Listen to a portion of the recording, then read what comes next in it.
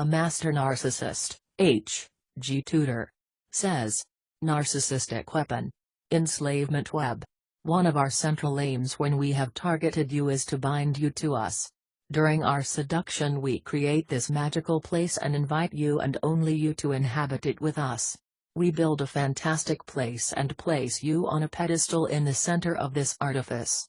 It is very difficult for you to realize this is a fallacy and even harder to do something about it. Every day, every hour that you remain close to our influence allows us to create more ties, more connections and increase the extent that you are bound to us. We make you feel fabulous, worshipped and loved. The dizzying, whirlwind nature of our passion is unlike anything else you have known and you readily accept it. It is of course not informed consent. You have no idea what we are, but nevertheless you accept all of this wonderful treatment. You allow us to permeate every aspect of your life. We draw you into ours and make you feel special and privileged for being allowed to do so. Consider how we penetrated your every network so everywhere you turned we were there. We knew all your friends, we ingratiated ourselves with your family and got to meet your colleagues. We knew all the places you liked to go to and introduced you to some additional ones. We made sure we knew every favorite thing of yours, from books to plays to food. Your wine rack became stocked with the types of wine you preferred. You wear the jewelry that was bought for you after careful solicitation of what you deem pretty, and I occasionally arrive bearing a new book from the stable of authors that you enjoy to read.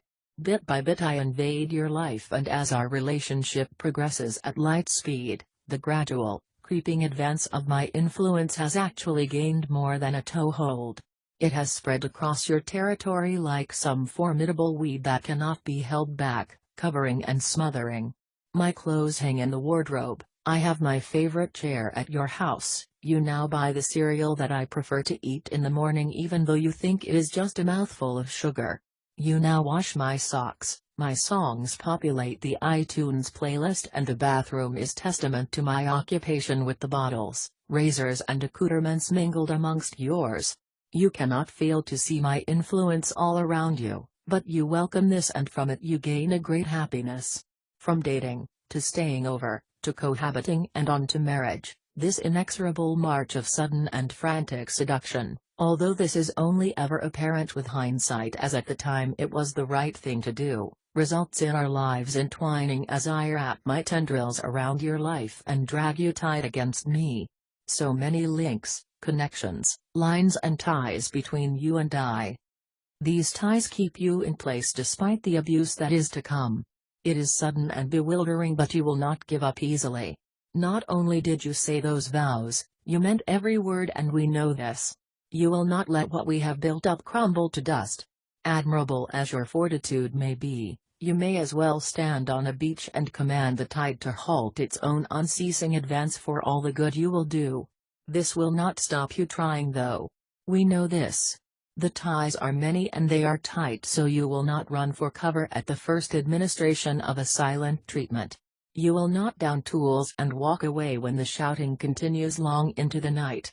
You do not pack a bag and leave it in the hallway, sitting on the stairs as you wait for us to return, late at night, from whatever tryst we have been engaged in. You keep going, bound to the hope that everything will be good once more, that the golden period will return. You hang in there, you battle, you demonstrate misguided resolve as we lash out time and time again, drawing the negative fuel from your distress, dismay and disarray. You will not let go. The connections are too many. Our behavior is reprehensible as we open up front after front after front against you, leaving you confused and crushed. We twist, blame, push and pull, yet you will not waver. No matter how many times we knock you to the floor, you keep coming back for more, dragged back onto your feet by the ties that bind you to us. Then one day you remove yourself from our toxic influence, or in some instances you are removed. Those ties remain, but there is an elasticity which allow you to escape us, to be taken away from the acidic words and vicious schemes. The insults, the violent rages, the isolation and the denigration may have been halted. You may no longer be subjected to being spat at, your hair pulled, your money withheld, your social interactions curtailed and your self-esteem trampled underfoot. You may have escaped the daily devaluations which came at you in so many different and unedifying ways, but your ordeal is far from over. You may not have our furious face shouting into yours anymore. You may not be sat cowering behind a locked bathroom door as we pound on it demanding you come out. You may not lie crying in a bed made to feel empty by our absence. You may not stand outside the study seeing the glow of the monitor within, under the door, and wonder who we are engaging with online, that knotted sensation in your stomach inducing sickness. You may have escaped many of these manipulations, but the ties that bind remain.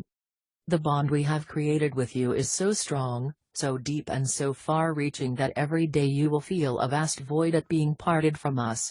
You will excuse the abuse as you hanker for those golden days. You will feel like something has been ripped from you by our absence. Even though you know how terrible we have acted towards you, you will still suffer that sense of illogical loss. Every day feels empty. You wonder what we are doing, who we are with, and whether we are thinking about you. You see our presence all around you still, people still ask about us. You collapse onto your bed burying your face in that t-shirt we kept under our pillow, and you still smell us on it. You drink deep of the scent, hoping the nagging pain will recede, that somehow you will be magically restored to where we once both were, when we were happy. You run your fingers over the tub of hair wax which we left, and you remember watching us as we carefully applied it. You cannot bring yourself to discard it, clinging on to these reminders of the joy that once abounded in these walls. You pass the bookcase, touching the spines of the volumes we bought for you, the words and letters, all further reminders of our presence here in this house. You miss us so much. You shouldn't do, not after what we have done. Not after the vile treatments you have suffered. It makes no sense that you should feel this way, but you do. You ache for us. The ties that remain are still being pulled and yanked, even though we are not there with you. The searing pain rises as another reminder appears, the tie still strong. Unlike an umbilical cord which provides life, your cord to us continues to pain you. When will this end? When will this agony recede and be replaced by something else? Would it now not even be better to feel nothing?